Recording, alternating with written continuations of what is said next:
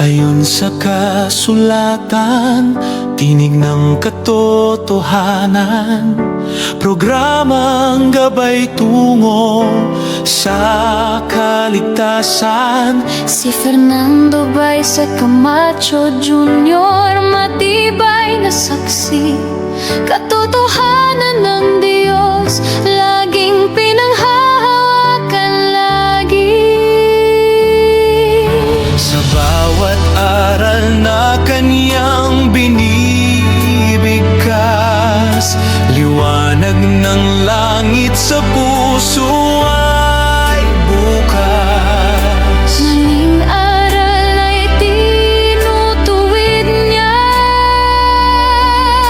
pag-ibig ng Diyos Sa atin ay pinapakita.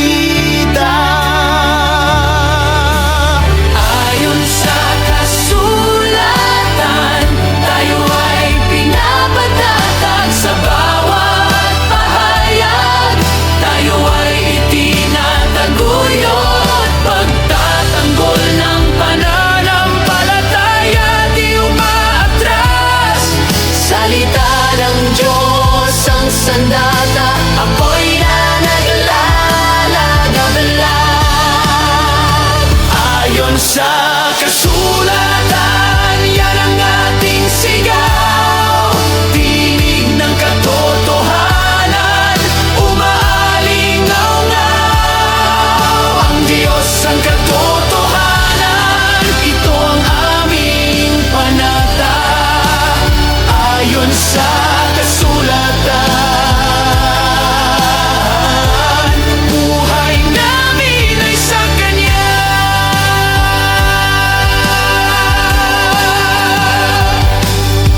Sa hamon ng mundo, tayo ay naninindigan. Tapat na aral laging pinanghahawakan. Si Brother Fernando, tapat na bantayog, sa bawat salita, lakas ang naihahandog. Sa dilim man o bagyo, may liwanag na totoo. Bukas ang langit, handog na pag-asa. Sa salita niya, tagumpay ay laging kasama. Ayon sa kasulatan, Puso namin ay nag-alala, tinig ng Diyos sa amin bumabalot at yumayakap. Ayon sa kasulatan, yan ang ating sigaw. Tinig ng katotohanan, umaalingaw-ngaw. Ang Diyos ang katotohanan, ito ang aming panata. Ayon sa kasulatan, buhay namin ay sa Kanya.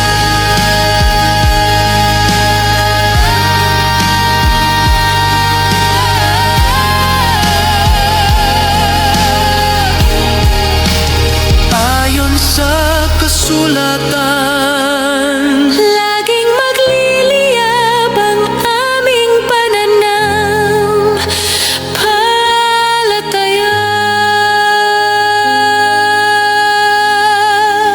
Alright, isa pong mapagpalang araw ng Sabado sa inyong lahat, mga kapatid. Ang inyong pong malit na lingkod kay Kristo, Master Guide Fernando B. Camacho Jr. ay muli na namang pumapananlang sa impapawid dito po sa programang Ayon sa Kasulatan, Tinig ng Katotohanan. At muli tayo po ay naka-live dito po sa ating YouTube channel. Sa mga hindi po nakapag-subscribe, kung sakaling kayo po ay mapadako o mapapasyal sa ating pong YouTube channel, ay pakisubscribe nyo po upang kayo ay laging maging updated sa atin pong mga i-upload na mga videos na may mga kinalaman, lalo na tigit sa ating mga usaping pang pananampalataya. Ano? Yan. At saan man po kayong dako naroroon ng atin pong daigdig, kayo pong lahat ay binabati ko ng Happy Sabbath. Yan, Shalom. Sa gayon din sa ating mga kaibigan at makabayo sa pananampalataya. Sa pagkakataon pong ito, tayo po ay dadako sa pagbibigay ng reaksyon. Matatandaan na noong Hulyo 15, 2026 ay nagkaroon tayo ng isang pangmagkaibigang dialogo sa katauhan ni Pastor Mark Ombao na isa pong pastor ng Born Again Oneness at Apologist. Siya po ay tumayo bilang tagagiba sa akin pong itinayong mga katotohanan. Ang paksa po na aming napag-usapan sa mga pagkakataong yon ay katulad ng inyong makikita sa inyong mga screen. Yan. Pinatunayan natin sa pamamagitan ng banal na kasulatan na hindi nawala ang pagka-Diyos ng ating pong Panginoong Jesucristo nang siya ay nagkatawang tao. Sa kabilang panig naman ay sisikapin naman niya na ito ay i-negate o tibagin. Subalit, natapos na po ang dialogo ay hindi po nagiba o nayanig ang atin pong itinindig. Tunay na nagdudumilat ang katotohanan na hindi talaga nawala ang pagka-Diyos ng ating Panginoon Jesucristo nung siya po ay nagkatawang tao sa sanlibutang ito. Kaya naman sa pagkakataon pong ito, isa sa mga nabanggit na talata sa naging usaping ito ang siyang bibigyan natin ng tuon. Ano po yon? Yan. Katulad doon ng inyong nakikita sa screen. Ito po ay part 1 ng nagbabagang reaksyon ngayong 2026 na ang paksa, ano ang hinubad ni Jesus sa Pilipos 2:6-8. Pagkapantay ba niya sa Diyos ang kanyang hinubad o ang anyong Diyos? Yan, magandang usapin din po ito, mga kaibigan, mga kapatid. Pero bago tayo tuluyang pumalaot, ako muna'y babati sa ating mga kaibigan, ano? Yan. At syempre sa lahat po ng makakapanood nito, ay patuloy ko po kayong hinahangad sa ilalim po ng pangasiwa ng ating Panginoon na kayo ay patnubayan, ingatan ng ating Panginoon, sampu ng inyong sambahayan. Mula po sa inyong kalusugan hanggang sa inyo pong spiritual na kalagayan. Ano po? Ayan. At babatiin ko na rin ang atin pong kaibigan nagdadaos ng kanyang mahalagang kaarawan ngayon. Ayan. Okay? Si kapatid na Ronel G. Medalya. Ayan, ano? Isa po nating ka-master guide ito at deputy director ng atin pong church Pathfinder, o church club diyan po. Saang lugar nga ito, ma? Medyo nawaglit sa akin kung saan sila nga iglesia, pero ito po ay nakasama natin. Ano po? Yan. Kaya naman binabati natin, mga kaibigan, ng happy birthday ang kapatid na Romel G. Medalya. Yan, kapatid na Romel G. Medalya, ano po? ang inyo pong maliit na lingkod kay Kristo, Master Guide Fernando B. Camacho Jr. Kasama po ng aking may bahay, Master Guide Yelen D. Camacho, at sa kabuuan po ng aking pamilya. Kasama na ang programa ng Ayon sa Kasulatan at Pathfinder Medic Response Unit. Ay buong puso pong bumabati sa inyo ng isang maligayang kaarawan, kaibigang Deputy Director Master Guide Ronel G. Medalla. Sa special pong kaarawan ninyong ito ay ipinagpapasalamat natin ang inyong buhay at ang inyong tapat na paglilingkod sa atin pong Panginoong Diyos bilang isang kapatid kay Kristo at ka-Master Guide. Naway patuloy po kayong maging ilaw na sumisinag sa gitna ng kadiliman at maging buhay na patutuo ng pag-ibig, biyaya at katapatan ni Kristo. Dalangin ko rin po na patuloy kayong pagpalain ng ating dakilang Diyos ng mabuting kalusugan, karunungan, lakas at kapayapaan. At sa bawat hakbang ng inyo pong paglalakbay, kapatid na Master Guide Romel G. Medalla, naway patuloy kang gabayan, palakasin sa bawat pagsubok, patatagin sa bawat dagok ng buhay, at tuluin ang iyong puso ng kagalakan at pag-asa na nagmumula sa ating Panginoong Diyos. Patuloy po kayong maging inspirasyon ng ating mga kabataan at ng buong iglesia. At sa lahat ng mga taong inyong paglilingkuran sa loob at labas ng ating pong pananampalataya, kayo po ay maging huwaran at makita si Kristo sa inyong pong buhay. Kapwa lamang natin laging tatandaan ang pangako ng Panginoong Diyos sa mga Israelita na humahangga pa rin ang mensahe hanggang sa panahon natin ngayon. Tulad ng mababasa natin sa Kapitulo 41, talatang 10 ng Isaiah, ang wika ay, "Huwag kang matakot, sapagkat ako'y sumasa iyo. Huwag kang manlupaypay, sapagkat ako ang iyong Diyos. Palalakasin kita, oo, tutulungan kita. Aalalayan kita ng aking kamay ng katwiran." Ito po'y ipinangako ng Diyos sa mga Israelita na ang mensahe ay patuloy na nangyayari at iniaagapay sa atin ng Panginoon. Kaya maligayang kaarawan po, ka-Master Guide. Ang bagong yugto ng kabanata ng inyong buhay ay mapuspos ng mas malalim na pananampalataya, mas malalim na pagkakilala sa ating punong Master Guide. Magkaroon ng mas saganang pagpapala at mas maraming pagkakataong maglingkod para sa kaluwalhatian ng ating pong dakilang Diyos. Kaya hangad ko po sa hapong ito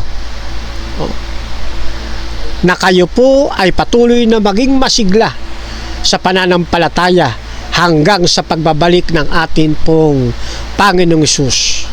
Manatili po kayong matatag, tapat at masigasig sa kanya pong gawain. Muli po, happy birthday, ka-Master Guide Romel G. Medalla. Soli Deo Gloria, Maranatha. Yan po mga kapatid, at ngayon naman ay magpapatuloy tayo sa ating pong magiging pag-uusap. Pero bago yan, siyempre, tayo muna ay pansamantalang manalangin. Let us pray. Amang Banal, maraming salamat po sa mga pagkakataong muli na naman ninyo kaming pinapagtagumpay sa buong sanlinggong nagdaan.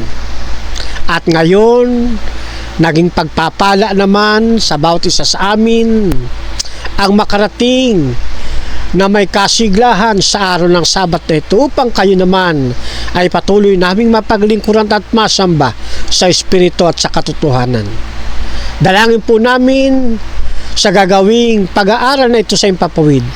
Sa pamagitan ng programa ng Ayon sa Kasulatan, kayo po ang patuloy na makilala ng mga tao at maluwalhati.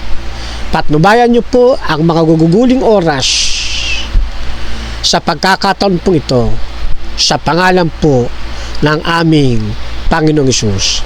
Amen. Alright, so katulad po ng ating nabanggit, tayo po ngayon ay mag-uusap ano nga ba ang hinubad ng ating Panginoon Hesus sa talatang ito ng Pilipos 2:6-8. Ang hinubad ba rito yung pagkapantay niya sa Diyos Ama o ang anyong Diyos? Tayo po ay buong tapang na naninindigan sa paghahayag ng katotohanan na ang hinubad ng ating Panginoong Hesus na natala sa aklat ng Pilipos ay walang iba kundi ang kanyang anyong Diyos. Hindi po ang pagkapantay niya sa Diyos Ama. Kaya nga doon sa atin pong paksa noong nakaraang dialogo, hindi nawala ang pagka-Diyos ng ating Panginoon Hesus nung siya ay nagkatawang tao. Ayan, nanatili, umiiral ang kanyang pagka-Diyos kahit na po siya ay nasa katawang tao. Kaya sa patiuna nating paglalatag ngayong hapon tungkol dito sa ating paksa, mariin nating tinitindigan at buong tapang na inihayag ang katotohanan na ang hinubad ng ating Panginoong Hesukristo nang siya'y magkatawang tao ay yun po lamang anyong Diyos, hindi ang kanyang pagiging pagkapantay sa Diyos Ama. Marahil ay basahin muna natin ng bahagya ang talata pong ating binabanggit. Ang sabi po dito na siya, bagamat nasa anyong Diyos, ay hindi niya inaring isang bagay na nararapat panangnan ang pagkapantay niya sa Diyos, kundi bagkos hinubad niya ito at nag-anyong alipin na nakitulad sa mga tao at palibasay nasumpungan sa anyong tao. Siya ay nagpakababa sa kanyang sarili na nagmasunurin hanggang sa kamatayan, sa kamatayan sa krus. Dito po ay makikita ninyo, nilagyan na natin ng highlights, na ang wika, siya bagamat nasa anyong Diyos. Hinubad niya ito, sabi rito, bagamat siya nasa anyong Diyos, hindi niya inaring isang bagay, ang alin? Na nararapat panangnan ang pagkapantay niya sa Diyos. Yung po tinutukoy na Diyos po rito, yung Diyos Ama. Okay? Hindi po niya inaring isang bagay na nararapat panghawakan o panangnan ang pagkapantay niya sa Diyos. Kundi ano po ang kanyang ginawa sa talatang 7? Kundi hinubad niya ito. Dito po naglalaro ang usapin. Alin po ang hinubad? Yan. Maliwanag po sa talata, ang hinubad, yun pong anyong Diyos, sapagkat ang ating Panginoon ay nasa anyong Diyos. At syempre, kung ang anyong Diyos ang hinubad, ito po ay papalitan ng ibang anyo. Anong anyo ang ipinanghalili? Ang sabi rito, nag-anyong alipin at nanakitulad sa mga tao at palibasay nasumpungan sa anyong tao. Ayun. Hinubad po ang anyong Diyos upang siya naman ay mag-anyong tao. Sa makatwid yun pong pagkapantay niya sa Diyos Ama, nananatili, samantalang siya ay nasa anyong tao. Marami lang po kasi ang nalilito sa talatang ito, sapagkat tumisan namamali ang unawa. Ano po? Ngayon, atin pong iisa-isahing bahagya. Ano po? Yan. Kasi maliwanag na nating nakita ng inhuan na ang inubad sa talatang ito, walang iba kundi ang kanyang anyo bilang Diyos. Hindi ang kanyang pagiging Diyos at hindi rin ang kanyang pagkapantay sa Diyos Ama. Halimbawa, parang ganito. Ang tinapay ay nasa anyong isda. Hindi ibig sabihin na yung isda, hindi ibig sabihin na isda na ngayon yung tinapay. Ayan, ano? Yung tinapay nasa anyong isda. Pag sinabing anyong isda, hindi nangangahulugan na yung tinapay ay isda na. Gayon din naman ang ibig sabihin ng talatang ito. Nang hinubad ay ang anyong Diyos, hindi nangangahulugan ang pagka-Diyos na ng ating Panginoon Jesucristo ang hinubad. Kundi yung kanya lang anyo. Yan. At dahil sa hinubad ng ating Panginoon Jesucristo ang kanyang anyo, ang ibig sabihin nito ay nananatili ang kanyang pagiging Diyos. Kasi ang ating Panginoon Jesucristo, matatanda ang turo ng banal na kasulatan ay mayroong dalawang kalikasan nang siya ay nagkatawang tao na. Pero nung hindi pa siya nagkakatawang tao, isa lamang ang kanyang kalikasan, ang kalikasan ng pagiging Diyos. At siyempre yung kalikasan ng pagiging Diyos ay mayroon yung nagniningning na kalwalatian na siyang anyo ng Diyos. Ngayon, marami ang nagsasabi nang hinubad na ng ating Panginoon ang kanyang anyong Diyos, hindi na siya tunay na Diyos. Hindi po totoo ito, mga kapatid at mga kaibigan. Huwag niyo pong iisipin na kung hinubad ng ating Panginoong Jesucristo ang kanyang anyong Diyos ay nangangahulugan ng hindi siya tunay na Diyos. Parang ganito lang din yan, mga kapatid. Diyan din sa talatang yan ng ating Panginoon sa talatang 8 ay nag-anyong tao. Kunin natin yung logic na kanilang laging sinasabi. Hinubad yung anyong Diyos, ibig sabihin, hindi na siya tunay na Diyos. Yan. Kasi anyong Diyos kaya hindi siya tunay na Diyos. Yan. Yun ang lagi nating naririnig sa iba't iba nating mga nakakadaupang pampalad sa usaping pangpananampalataya. Pero pag titignan ninyo sa talatang 8, ay sinasagot doon ito yung kanilang lohika. Kasi sabi sa verse 8, at palibas ay nasumpungan sa anyong tao. Ibig bang sabihin, yun bang anyong tao? Hindi siya tunay na tao? Kasi sabi pag sinabing anyong Diyos, hindi tunay na Diyos yun. Anyong Diyos lang. Lumalabas naman dito, sa talatang 8, ang ating Panginoon Jesucristo, sa anyong tao, lumalabas, hindi rin pala siya tao. Kasi anyong tao lang. Ayan. Kaya hindi po makakapasa yung ganong argumento. Kahit na anong paglalaro natin sa salita, sa mga kataga, nananatili pa rin ng ating Panginoong Jesucristo, nasaan yung Diyos, na nanatili ang katotohanan, siya ay tunay na Diyos. At ng kanyang hinubad ito, kinuha ang anyong tao, ay nangangahulugan ding siya ay tunay na tao. Yan. Kahit na ang ginamit ay anyong tao, siya po'y tunay na tao. Kaya po, yung mga katagang tunay na Diyos at tunay na tao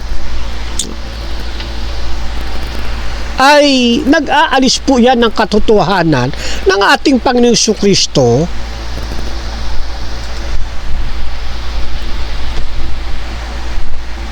ay i-refresh natin mga kapatid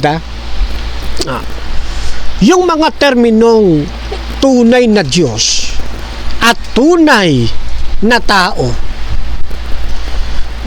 ay hindi po matututulan ng sinuman na ito ay talagang kumakapit sa ating Panginoong Jesucristo kung ang pag-uusapan ay yung dalawan niyang kalagayang likas o sa ibang termino ay dalawang kalikasan. Diyos na nagkatawang tao. Yan. Kaya tayo naniniwala bilang mga Adventista ng ating Panginoong Jesucristo nang siya'y magkatawang tao, yung kanyang pagiging Diyos ay totoo at yung kanyang pagiging tao totoo rin. Kaya ang ating Panginoong Jesucristo ay parehong totoong Diyos at totoong tao. Hindi ito 50-50, ha? Tulad ng inaakala naman ng iba, 50% na Diyos at 50% na tao. Hindi po. Ang ating Panginoon Jesucristo may kaparehong 100% Diyos. At nang siya nagkatawang tao, hindi nawala yung kanyang 100% pagka-Diyos o pagiging Diyos at 100% na pagiging tao. Yan. Sa kanyang ministeryo dito sa lupa, hindi niya pinaghahalo ang dalawa niyang kalikasang ito. Nilalagyan niya ito ng barrier. Nilalagyan niya ito ng pagkakataon na hindi maghalo ang pagiging tao niya at ang kanyang pagiging Diyos. Kaya, huwag din ho kayong maniniwala sa sinasabi ng iba ng ating Panginoong Jesucristo ay tao na naging Diyos. Ha? Hindi po totoo yun mga kapatid. Ha? Tao na naging Diyos, hindi po ganun ang ating Panginoong Jesucristo. Siya po ay tunay na Diyos na nagkatawang tao. Ayan. Ibalik natin doon sa ating pinag-uusapan. Ang hinubad po ng ating Panginoong Jesucristo sa talatang ito ay wala pong iba kundi yung anyo niya bilang Diyos. Tingnan ninyo at babasa ko ng isang sali ng Biblia. Ito ay the American Standard Version. Ang sabi rito, who existing in the form of God.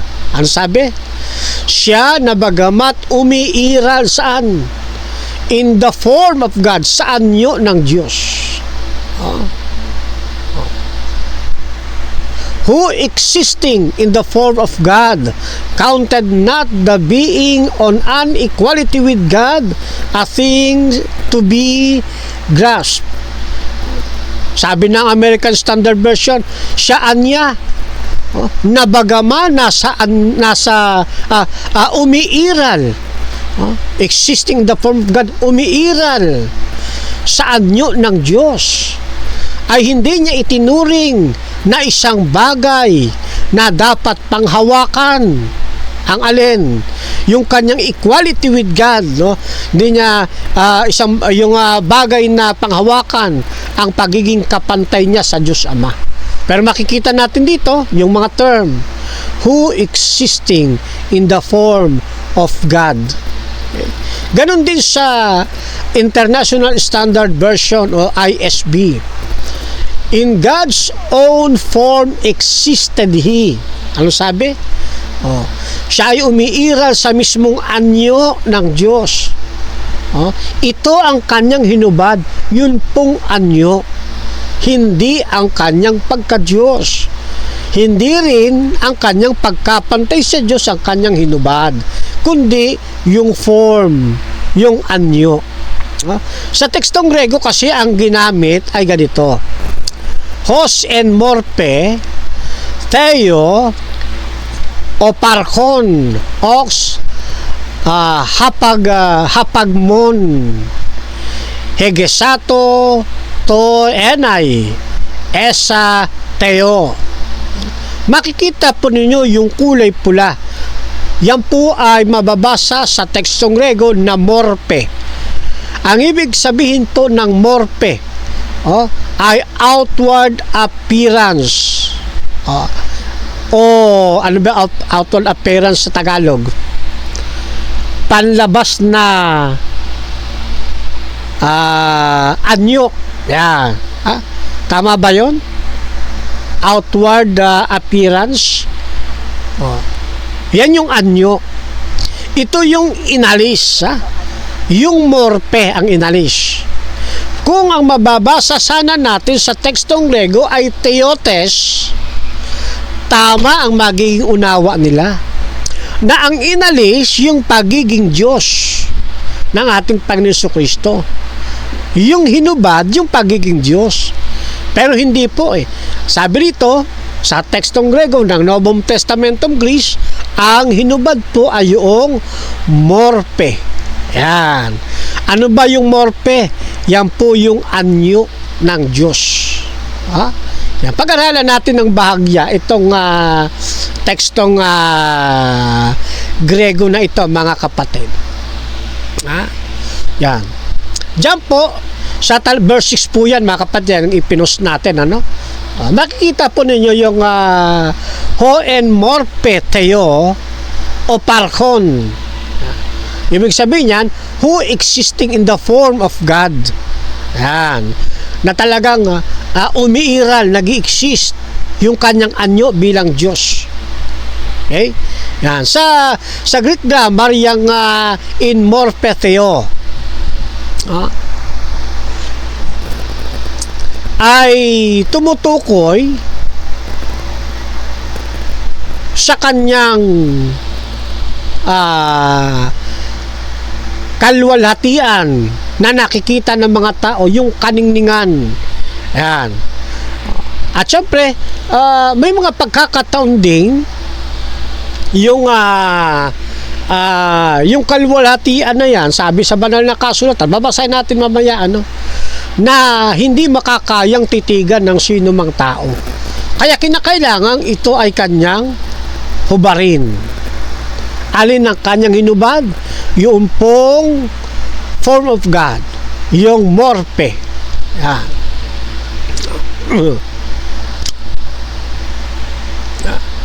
At dito makikita natin yung sumunod na salita, yung hoparkon. Sa ibang pagbasa naman, binabasa naman nila na hyparkon. Yan. Hoparkon o hyparkon, para sa akin walang problema yon. Okay? Basta't nagkakaintindihan tayo, iisa letra ng ating binabasa. Ano po? Yan pong hoparkon ay nasa present active participle. Kaya na literal po na nangangahulugang continuing to exist. Yan. At ito pong present active participle ng hoparkon, hindi po ito nagsasabing naging Diyos lamang ang ating Panginoong Hesus. Hindi po. Kundi ipinakikita ng talatang ito na umiiral na siya sa kalagayang Diyos bago pa siya nagkatawang tao. Kaya nga ang hinubad niya rito, hindi yung kanyang kalagayan bilang Diyos o yung pagiging theotes sa Greek, kundi yung morpe. Yun lamang pong anyo. Yan. At sa sumunod na bahagi, yung kulay dark blue, yung ox, ayan, yung ox harpagmos. Hegesato. Yan. Ito pong harpagmos. Pwede itong kumahulugan na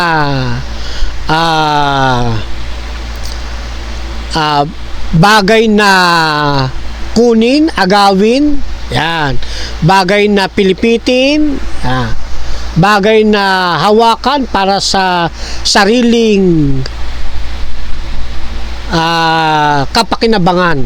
Yan. Yan po yung harpagmos. Karamihan po sa mga modern Greek scholar ay pumapabor sila doon sa huli kong sinabi, doon sa bagay na hahawakan para sa self-interest, para sa sariling kapakinabangan. Okay? Kaya isinasali nila ito bilang he did not regard equality with God as something to exploit. Ibig sabihin, sinasabi ditong hindi siya kapantay ng Diyos, kundi sinasabi dito na bagamat siya ay kapantay ng Diyos, yan, hindi niya ginamit ito para sa sariling kapakinabangan. Hindi sinasabi ng talata na hindi siya kapantay ng Diyos. Okay? Linawin natin po, yan pong harpagmos, ayon sa mga modern Greek biblical scholar, hindi nagsasabi, hindi nagpapahiwatig ng ating Panginoon ay hindi kapantay ng Diyos Ama, kundi ang binibigyan ng diin sa tekstong Grego ay bagamat siya ay kapantay ng Diyos Ama, hindi niya ginamit ito para saan? Para sa sariling kapakinabangan. Yan. Okay?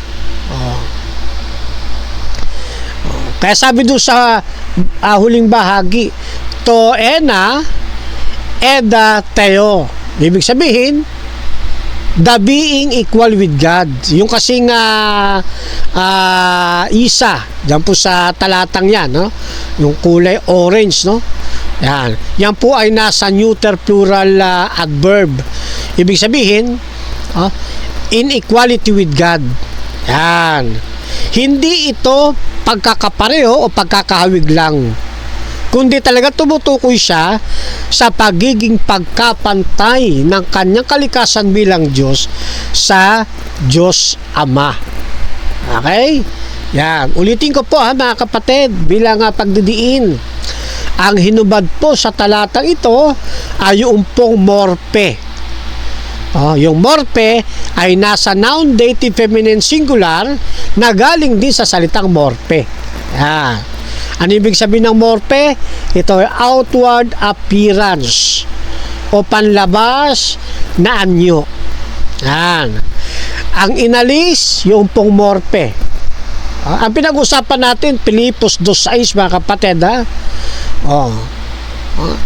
Wala munang takbuhan sa ibang bersikulo. Dito muna tayo. Kasi ito yung pinakapaksa po natin. Yan. Ang inalis po, hindi ang theotes o yung kanyang pagiging Diyos o pagka-Diyos. Hindi po yan ang inalis. Kaya sa tekstong Grego, hindi nyo mababasa ang salitang theotes, kundi morpe. Hindi rin ninyo mababasa sa tekstong Grego yung salitang posis o katangian. Hindi katangian ng Diyos ang kanyang hinubad, kundi morpe. Okay? So nagkakaintindihan tayo dito mga kapatid. O ngayon, puntahan natin ang verse 7. Sabi rito, ala ioton ekenosen morpen. Lagyan ulit natin. Morpen, may morpen kasi ulit na ginamit, Morpen. Ala ioton, ioton, ekenosen morpen dolo, labon, en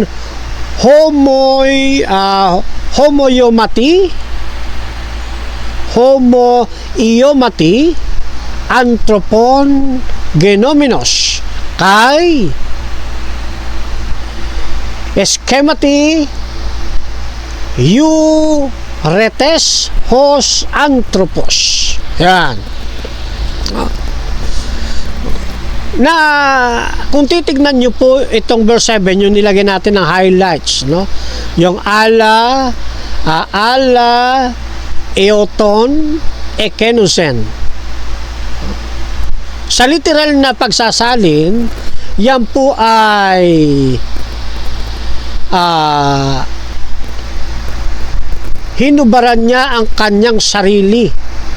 Tama ba sa Tagalog? But emptied himself. Paano sa Tagalogin yun, mama? But emptied himself. Ang naisip ko lang dito, hinubaran niya yung kanyang sarili. Meron siyang inalis sa kanyang sarili. Yan. Kasi dito po galing sa itang kenosis. Kaya yung pong iniwan, yung pong inalis niya sa kanyang sarili, na isinaling hinubad, na hinubad niya sa kanyang sarili, ay yung pong morpe. Okay? Hindi yung kanyang pagiging deity, yung kanyang kabanalan, o di kaya yung kanyang pagiging Diyos. Hindi po yan ang kanyang hinubad. Hindi sinasabi ng verse 7 na ioton ekenosen, na inalisan niya ng pagka-Diyos ang kanyang sarili. Hindi po. O kaya inalisan niya ng kabanalan ng kanyang sarili. Hindi rin po. Kundi ang kanyang inalis, yung pong anyo. Yan. Kaya nga yung inalisan niya ng pagka-Diyos ang kanyang sarili, wala po yun, hindi nyo makikita sa tekstong Grego. Okay? Nasa isip lang yon nung mga nagsasabing ang ating Panginoon si Kristo ay hindi tunay na Diyos. Okay? Kasi kung ang gustong sabihin ni Apostol Pablo sa talatang ito, na ang inalis ay yung pagka-Diyos ng ating Panginoong Jesucristo, o di kaya yung kanyang pagkapantay sa Diyos, sana ay gumamit siya ng genitive object. Kaya lang, hindi niya ginamit ito kaya wala ito sa tekstong Grego ng Pilipos 2:7. Yan. Kaya sabi po doon sa aming commentary, halimbawa dito sa Seventh-day Adventist Bible Commentary Volume 5, page 1126, sabi dito, now of the human, he was made in the likeness of man, and being found in fashion as a man, he humbled himself and become obedient unto death. Ano po sabi sa SDA Bible Commentary? Ngayon, tungkol sa pagiging tao, siyempre walang iba kundi ang ating Panginoon Jesucristo. He was made, sabi nito, siya ay naging katulad ng mga tao, at nang matagpuang may anyong tao, ay nagpakababa siya at naging masunurin hanggang sa kamatayan.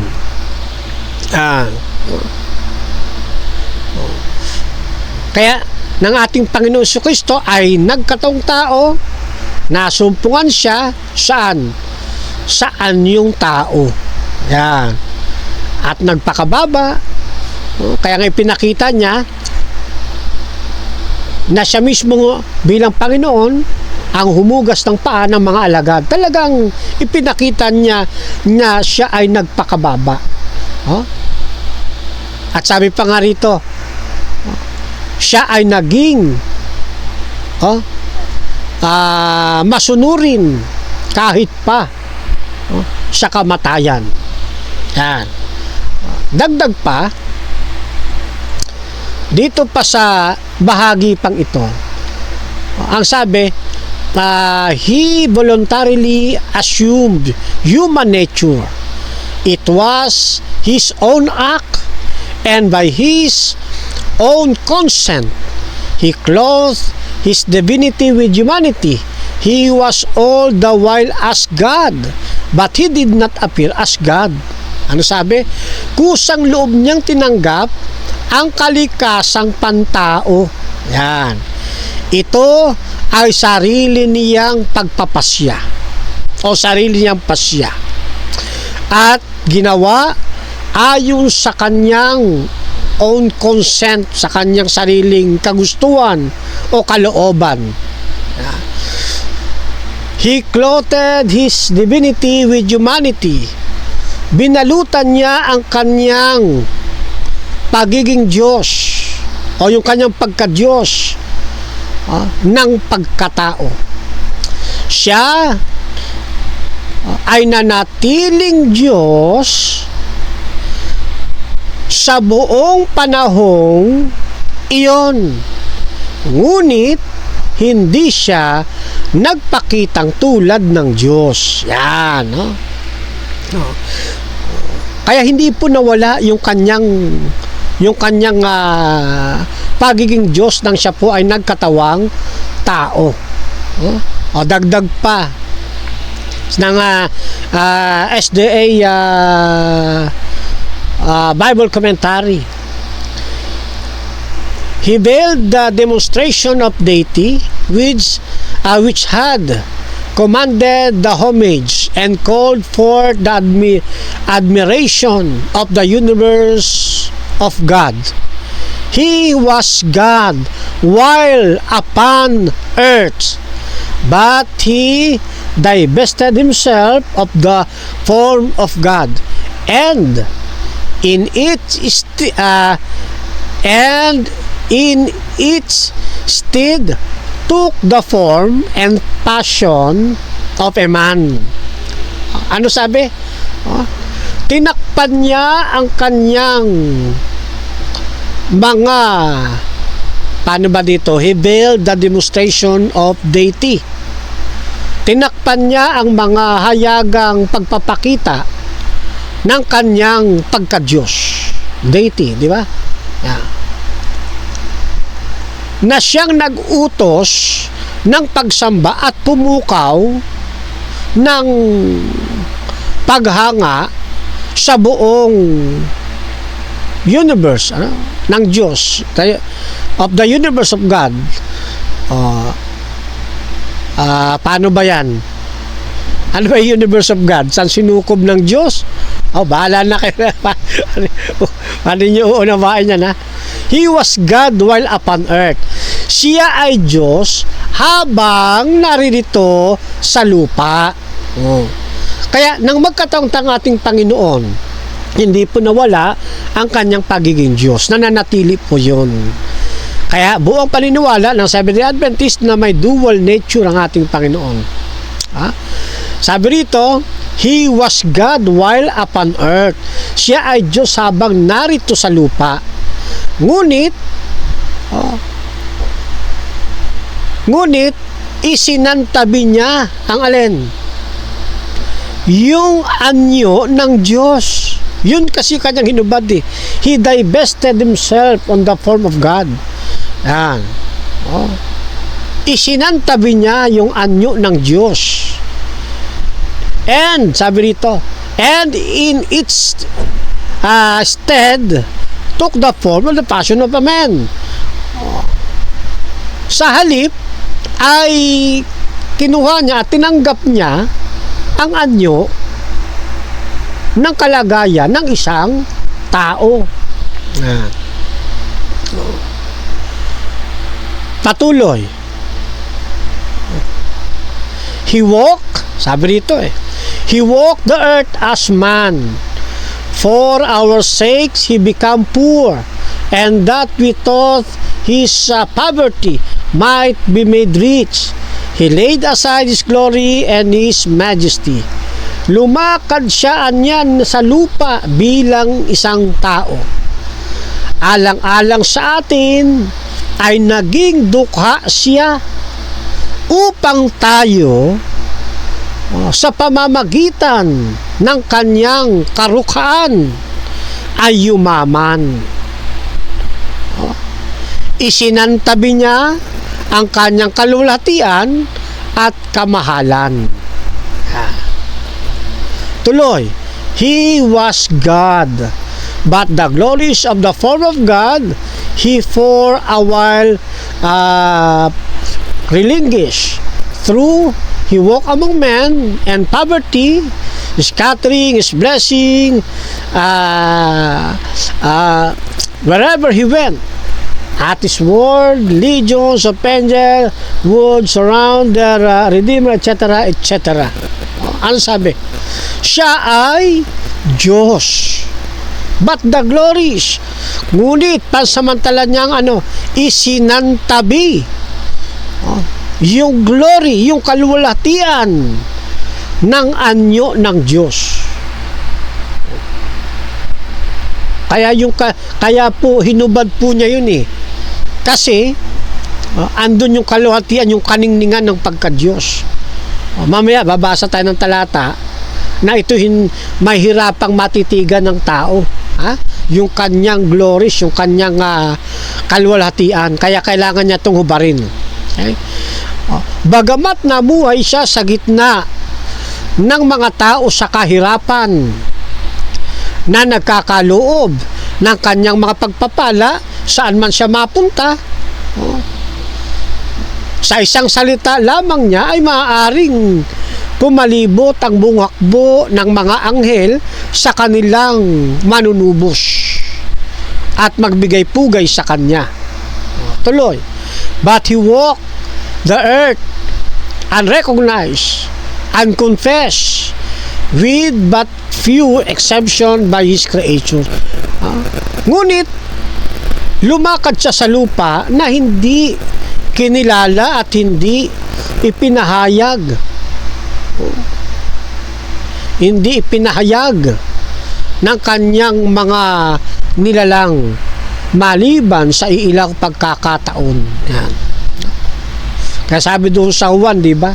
Juan 1, naparito ang ating Panginoon pero hindi siya kinilala ng sariling kanya. Yan. Ngayon, tuklasin natin ngayon. Ano ba ang anyo ng Diyos? Bakit niya ito hinubad? Yan. Okay. Ganito po naman ang ating mababasa sa Kapitulo 1, talatang 28 ng Ezekiel. Ang sabi, kung paano ang anyo ng baghari na nasa alapaap sa kaarawan ng ulan, gayon ang anyo ng kinang sa palibot. Ito ang anyo ng kaluwalhatian ng Panginoon. At nang aking makita, ako'y nasubasob at aking narinig ang tinig ng isang nagsasalita. Gusto ko mapansin ninyo dito yung ginamit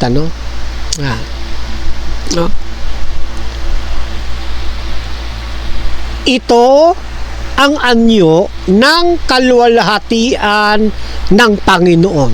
Kasi nating binasa kanina. At nang aking makita, ibahin natin ang kulay, gawin natin tong green. Yan. At nang aking makita, ano nangyari? Ako'y nasubasub.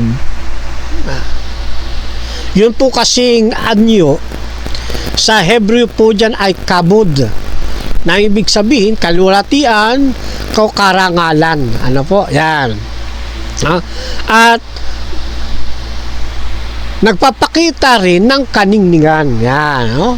Kaya nang makita niya yung kaluwalhatian ng Panginoon, siya ay nasubasub.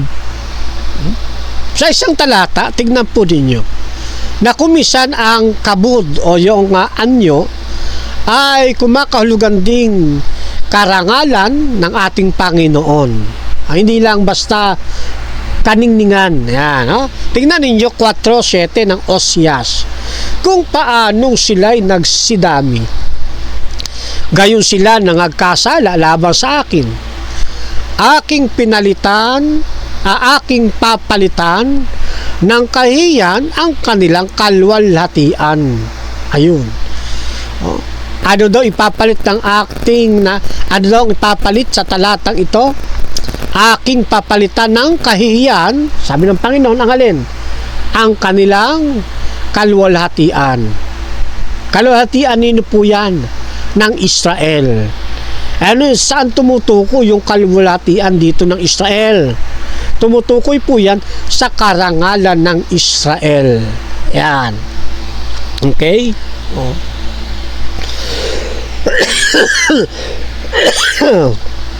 Okay, now balik tayo sa ating pinag-uusapan. Puntahan natin ang kapatid na Ellen White sa kanyang isinulat na Desire of Ages. Sa page 530, ang wika po'y ganito: Jesus declared, I am the resurrection and the life. Ayusin natin yung pagkaka-highlights. Yan. Ulit. Jesus declared, I am the resurrection and the life. And Christ is life. Original, unborrowed, underived.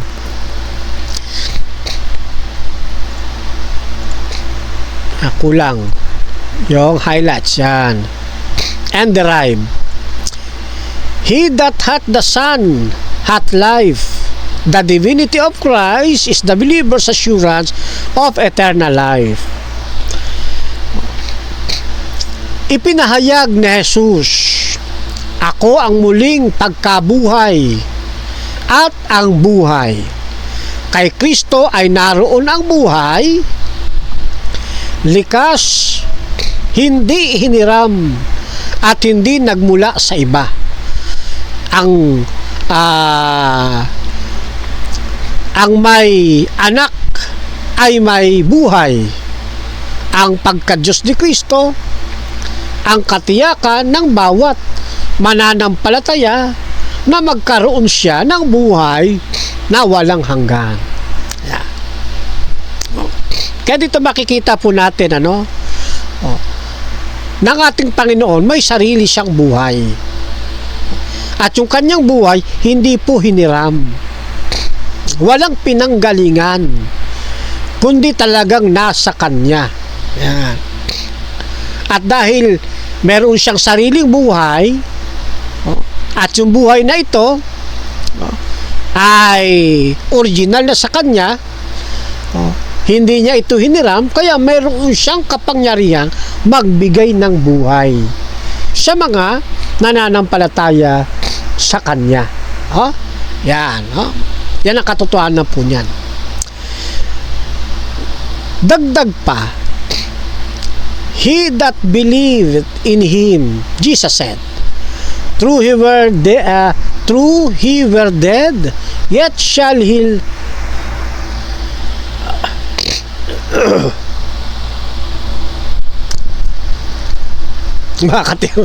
Kumakati yung aking lalamunan. Anak, penga ka tubig na.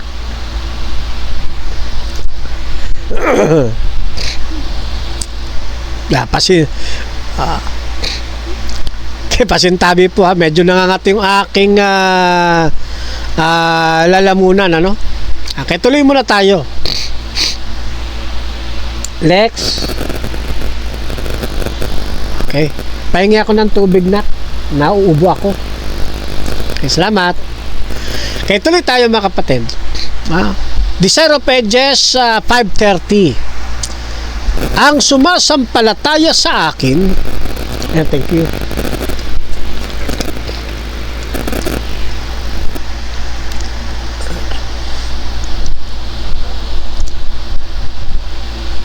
Dali lang po ha, inom lang ako ng tubig.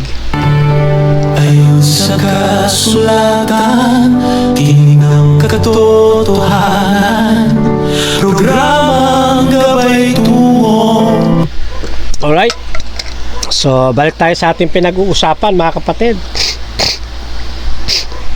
Sabi rito, sa atin pong kinukote sa sulat ng kapatid na Ellen White sa The Zero Pages, ang sumasampalataya ika sa akin, kahit siya'y mamatay ay mabubuhay. At ang bawat nabubuhay at sumasampalataya sa akin ay hindi mamamatay magpakailanman. Bakit? Ito yung kagandahan ng mga tunay na kay Kristo. At syempre, ang pagsampalataya sa ating Panginoon Kristo, hindi lamang basta kinilala mo siya na tagapagligtas. Dapat kilalanan din natin ang ating Panginoon Kristo bilang Panginoon ng ating buhay. Maraming mga tao, tinatanggap lang ang ating Panginoon bilang tagapagligtas pero hindi bilang Panginoon ng kanilang buhay. Samantala, ang kaganda sa Seventh-day Adventist, kapag pinatanggap sa iyo ang ating Panginoon Kristo, ipapaunawa sa iyo na hindi mo lamang dapat siya tanggapin bilang iyong personal na tagapagligtas, kundi kilalanin mo rin siya bilang Panginoon ng iyong buhay. At ang pagkilalang ito sa ating Panginoon Kristo na ating sasampalatayanan ay hindi lang bilang tao, kundi bilang tunay na Diyos na nagkatawang tao. Kaya maraming tao sumasampalataya sa ating Panginoon, mali ang uri ng pagsampalataya. Kasi sinasampalatayanan lang nila ang ating Panginoon Kristo bilang tao at hindi bilang Diyos. Ang iba sumasampalataya sa ating Panginoon Kristo bilang Diyos na naging tao. Yan naman ang iba. Ang iba naman, sinasampalatayanan ang ating Panginoong Jesus hindi bilang tagapagligtas, hindi rin bilang Panginoon, kundi bilang isa lamang sa mga propetang isinugo. Kaya sa Biblia, ang tunay na pagkakilala at pagsampalataya sa ating Panginoon Kristo bilang ating personal na tagapagligtas, Panginoon ng ating buhay, at kinikilala natin na siya ay tunay na Diyos na nagkatawang tao. Yan ang tamang pagkilala sa atin pong Panginoon. At ang sabi nito, ang sumasampalataya ng totoo, yung totohanan ng pananampalataya, yung may angkop na pananampalataya, kahit na di umano siya ay mamatay, siya ay mabubuhay. At yung bawat nabubuhay at sumasampalataya sa akin ay hindi mamamatay magpakailanman, sapagkat siya'y muling babalik sa ikalawa upang buhayin ang mga naglilingkod sa Kanya at mga sumasampalataya tungo sa buhay na walang hanggan. Yan, Kaya ganyan po ang tunay na pagsampalataya sa ating Panginoon.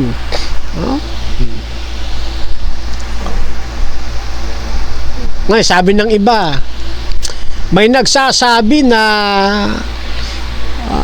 hindi kaya inambisyon ni Kristo na siya'y maging kapantay ng Diyos Ama.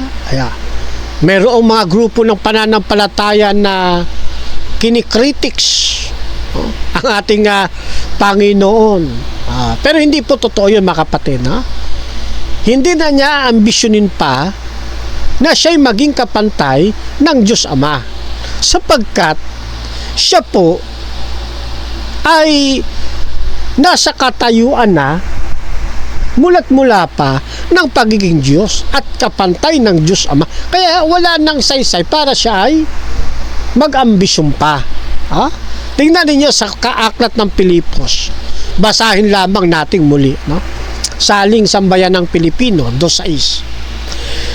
nasa katayuan siya ng Diyos.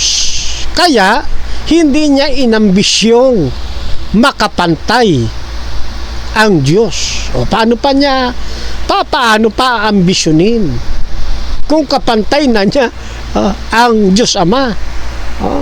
Yan. Kasi sa tuwi na lagi namang nasa kanya pagiging Diyos Hindi ito nawala. Kaya ngayon ang ating paksa sa dialogo hindi nawala ang kanyang pagiging Diyos nung siya'y nagkatawang tao sa lupang ito. Tingnan niyo, babasa ho tayo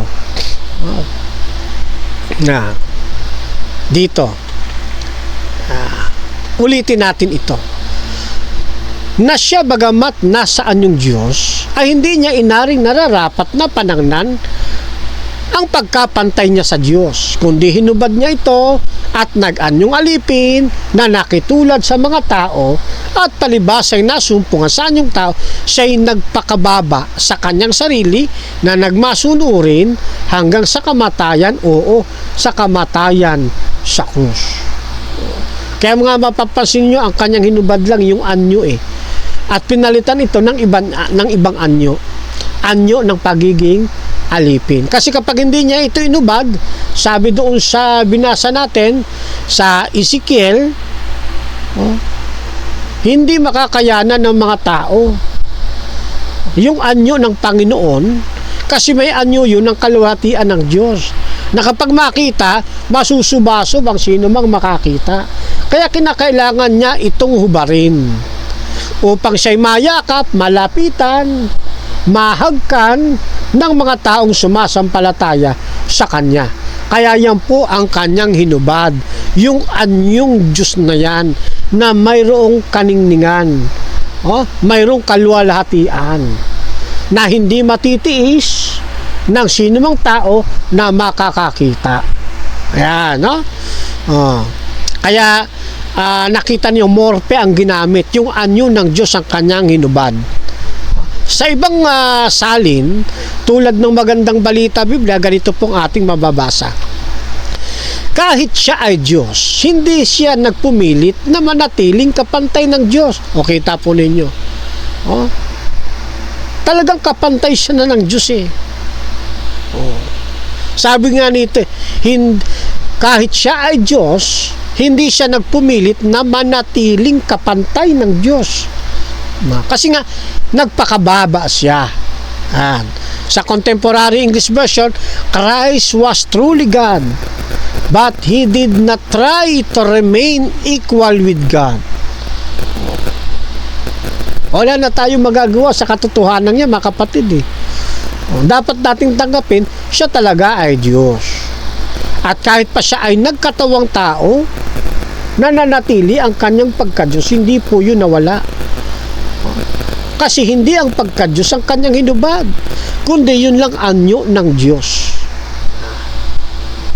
Sabi dito sa isang talata naman ang Bagong Magandang Balita Biblia, kahit taglay niya ang kalikasan ng Diyos, hindi niya ipinagpilitang manatiling kapantay ng Diyos.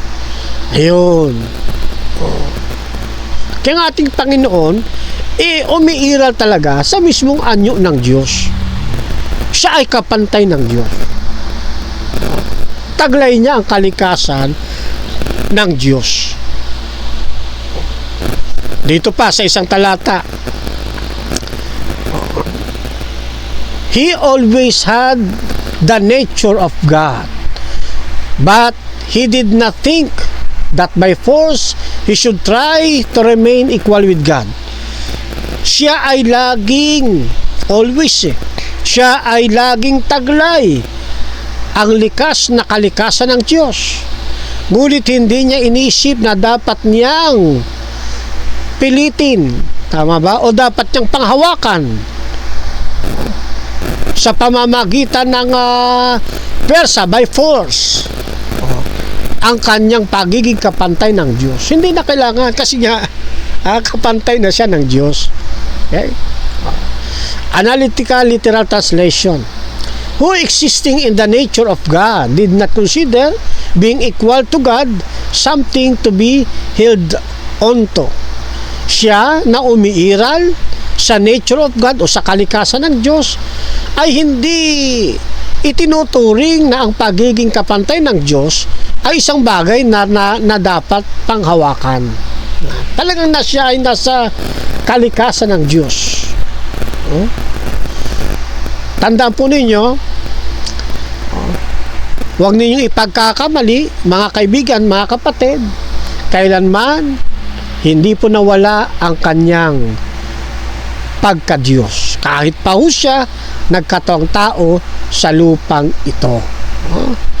Basa pa tayo ng isang salin ng Biblia. Ito naman sa Weymouth, New Testament. Although from the beginning he had the nature of God, he did not reckon his equality with God a treasure to be tightly grasped. Bagamat mula, sabi niya, although from the beginning, bagamat mula pa sa simula, ay taglay na niya ang nature of God, ang kalikasan ng Diyos. Hindi niya itinuring ang kanyang pagiging kapantay ng Diyos na isang kayamanan. Dapat mahigpit na panghawakan. Yan. No? Kaya nagpakababa po siya. Sa ibang ginamit equal status with God. Tingnan ninyo, the message. He had equal status with God. Kita nyo na?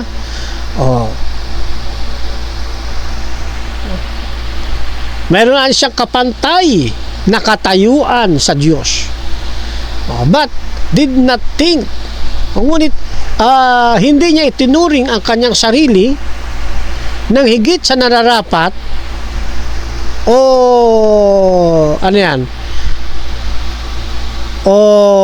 inisip na kailangan niyang mahigpit na panghawakan ang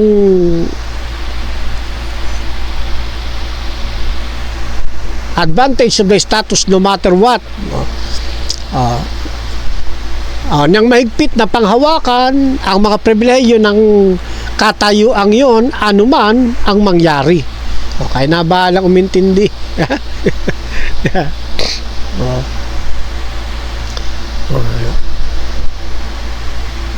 Kaya hindi po nawawala ang katotohanang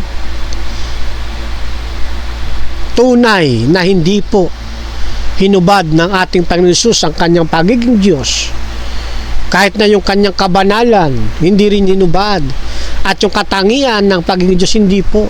Kundi ang hinubad lamang po ay ang morpe, yung anyo ng Diyos. Isang talata pa na nagsasabi sa atin, yung anyo ng Diyos ay ganito. Sa 8:4 ng Ezekiel, at narito, ang kaluwalhatian ng Diyos ng Israel ay nandoon gaya ng anyo na aking nakita sa kapatagan. And of course, sa tekstong Septuagint, yan ay doxa. Tumutukoy sa brightness, sa radiance, sa splendor. Yan. Siyempre, pag sinabi mong brightness, yan ay liwanag. Liwanag. Ningning, nagniningning o liwanag, kaningningan, yan. Radiance naman, syempre, ganun din. Kaningningan, nagniningning na kaluwalhatian. Yan, ningning, tumutukoy di splendor, karilagan, iba naman to, karangalan, karangyaan, kaluwalhatian, yan. Pero hindi mo maalis na tumutukoy ito sa kaluwalhatian ng kanyang ningning ng kaluwalhatian, kaningningan. Yan din ang binabanggit sa atin sa 10:4 ng Ezekiel. At ang kaluwalhatian ng Panginoon ay napailan lang mula sa kerubin at tumayo sa itaas ng pintuan ng bahay, at ang bahay ay napuno ng ulap, at ang kalooban ay napuno ng ningning ng kaluwalhatian ng Panginoon.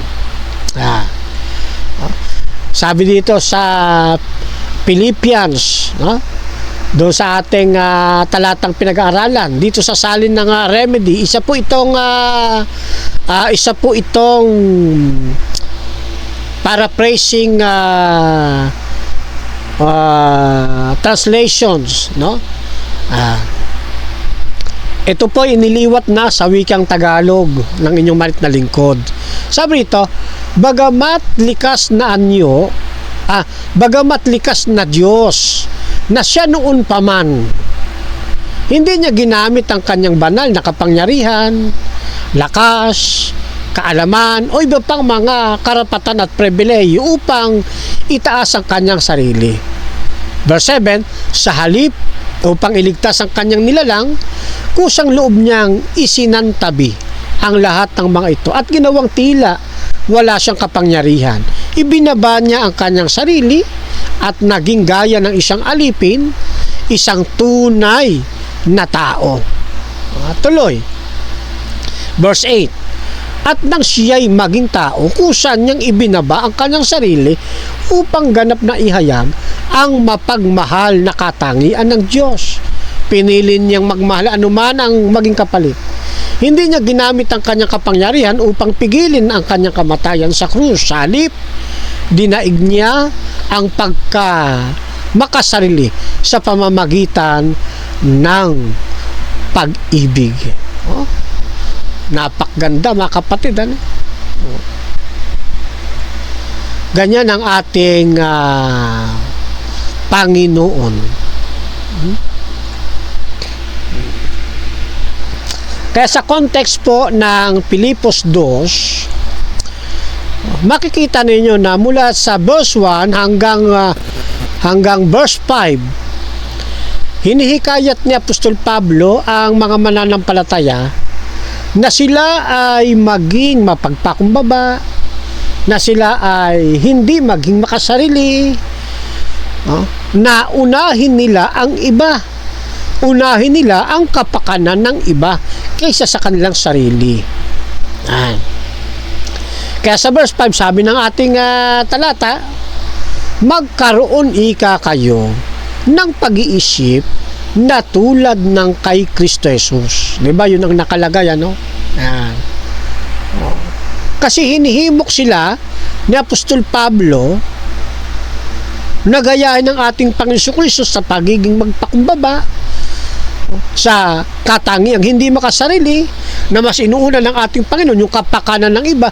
Ito rin ang gustong mangyari ni Apostol Pablo doon sa Pilipos 2, sa buong konteksto ng Pilipos 2. Kaya naman pagdating sa verse 6 hanggang verse 11, ay pinakita ni Apostol Pablo yung halimbawa ng pagpapakumbabang ginawa ng ating Panginoong Jesucristo. Yan. Ang punto rito ni Apostol Pablo, mga kapatid, ay hindi muna ipaliwanag yung metaphysics ng pagka-Diyos ng ating Panginoong Jesucristo, kundi ang kanyang punto, ipakita kung paano nagpakumbaba ang ating Panginoon. Yan, ibig sabihin, ang sentrong usapin dito, hindi pinatutunayan ni Apostol Pablo sa kanyang mga mambabasa na tunay na Diyos ang ating Panginoon, kundi ang pinakapunto ay gayahin nila si Kristo sa diwa ng pagpapakumbaba, hindi makasarili, inuuna kapakanan ng iba kaysa sa kanilang sarili. Nahagip lamang ni Apostol Pablo yung katotohanan ng ating Panginoong Diyos ay tunay na Diyos na nagkatawang tao, na hinubad niya ang kanyang anyo at kinuha ang anyo ng tao. Yan. Siya nagpakababa sa kanyang sarili. Yan. Kaya yun ang context ng talata po ito. Hindi talaga pinag-uusapan at sinisikap ni Pablo na patunayang Diyos si Kristo. Hindi po. Okay? Yan. Now, siyempre, bakit natin pinag-aaralan ang Greek manuscript? Kasi marami tayong nakitang mga mahalagang obserbasyon as a recap. Tulad nung pinag-aralan natin, yung hypercon, yung existing. Yan. Ibig sabihin kasi ng hypercon o hoparcon ay existing. Ito po ay nagpapahiwatig o nagsasabi sa atin ng patuloy na pag-iral ni Kristo sa anyo sa anyo ng Diyos bago siya pag magkatawang tao. Okay? Ito yung isa sa mga katotohanan ng nahagip ni Apostol Pablo, samantalang hinihimok niya yung kanyang mga readers na gumaya sa pagpapakumbaba ni Kristo. Ayan. Ano pa yung nahagip dito ni Apostol Pablo? Yung morpe. Nasa deliberation ni Pablo, hindi pala ang pagka-Diyos ang kanyang hinubad, kundi yung anyo lamang.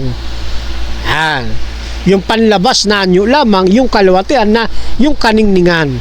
Yun ang hinubad ng ating Panginoon Kristo na nasambit ni Apostol Pablo sa kanyang pagsulat. Yan. Ano pa? Isa pa sa mga naobserba natin sa mga ginamit na kataga, yung harpagmus na tumutukoy doon sa isang bagay na hindi ginamit ni Jesus Christ, yung kanyang pagiging kapantay sa Diyos para sa kanyang sariling kapakinabangan. Kundi iniwan niya yun at pinili niyang maging nasa lugar ng alipin. Ayan, At marami tayong nakita na makatotohanang nasambit ni Apostol Pablo sa pamagitan ng kanyang pagsusulat. Kaya bilang pagbubuod, mga kapatid, sa ating pinag-aaralan, nananatili pa rin ang katotohanan na kahit na nagkatawang tao ang ating Panginoon Kristo, hindi po nawala ang kanyang pagiging Diyos. Sabay na umiiral, nang siya'y nagkatawang tao, sabay na umiiral yung kanyang 100% ng pagiging Diyos at 100% ng pagiging tao. At hindi niya inaambisyon na maging kapantay ang Diyos Ama, sapagkat malaon ng panahon kapantay niya ang Diyos Ama. Ano po? Ayan po yan, mga kapatid, So ayan. At pansamantala ay diyan muna natin tatapusin ang atin pong naging pag-aaral ngayon. Ano po? Yan. Shout out kay kapatid na Aser Selga. Yan, happy Sabat po. Sabi niya from Morqueya, Negros. Okay? So, mga kapatid, bago tayo tuluyang magtapos, kayo po hilingan ko muna sa isang maikling panalangin. Let us pray. Salamat po ng marami amang banal sa pagkakataong kagaya nito.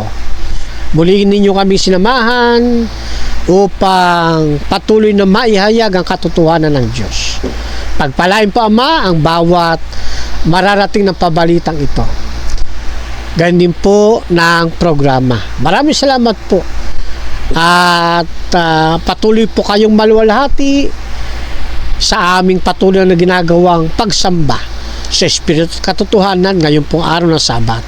Binabalik po namin ito sa inyo, Ama. Laki po ang paghingi namin ng kapatawaran sa aming mga pagkukulang at pagkakasala sa pangalan po ng aming Panginoong Hesus.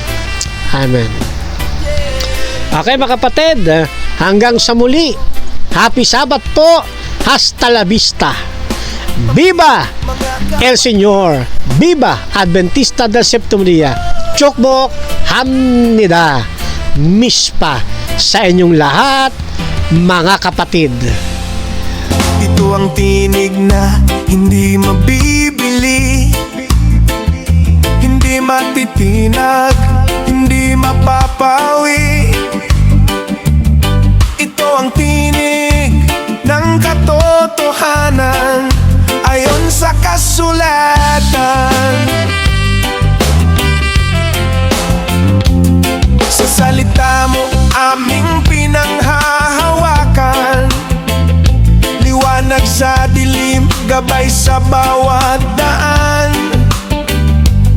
Hindi sa opinyon ng sanlibutan, kundi sa katotohanang nasa kasulatan.